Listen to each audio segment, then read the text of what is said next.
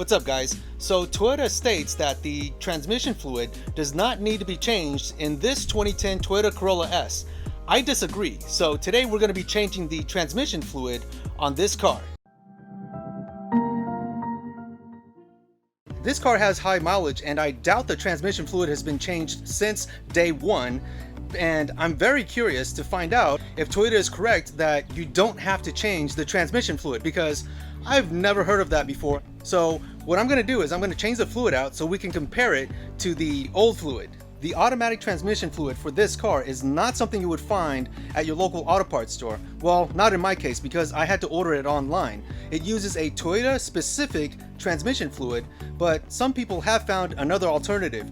I'll be using the Toyota OEM recommended fluid today in this video. Here's the recommended Toyota automatic transmission fluid, ATFWS. I bought a box of 6 plus this one because it should require slightly more than 3 bottles, and I should have extra for next time. In case you're wondering, the WS stands for World Standard. I think it's just simpler if they use Dextron, which is available most everywhere, but it might be required in order for Toyota's transmission to operate correctly, so we're forced to buy it.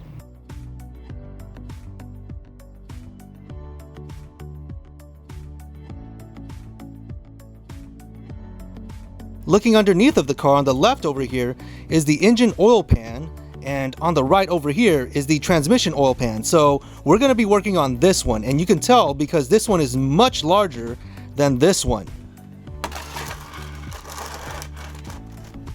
I'm using a 10mm hex bit and tapping it with a hammer to loosen it.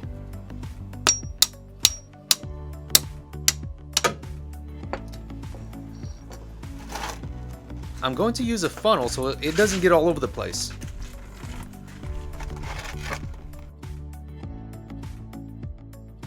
It's drained enough, so it's time to put the bolt back in. A sample of the old fluid is on the left and the new one on the right. Let me know if Toyota is correct that this is a lifetime fluid.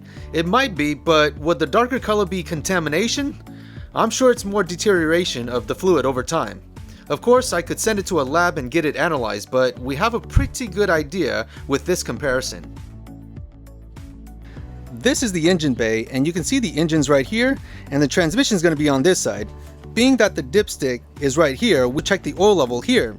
But in order to fill it, we also fill through this tube right here. A long, thin funnel will work for this situation. Here goes the first bottle. Here goes the second. I'm not sure how much I filled up, so I'm going to check the fluid level. It looks like I'm too high, but I'm going to start the car so the fluid circulates and see if the level drops.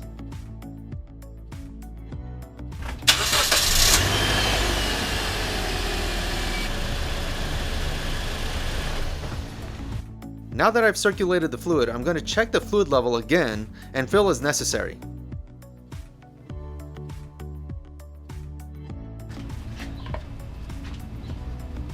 This will be the third bottle. I'm going to check to see where the fluid level is at.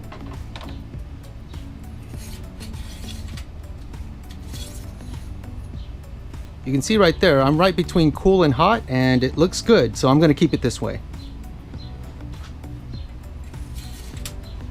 If you've ever been to the Central Valley, you would know that it's super hot this time of the year, and today is actually above 100 degrees, and it's showing through my shirt here. Going back to the subject of this video, before I started this automatic transmission fluid change, I did some research, and Toyota recommended not to change the fluid.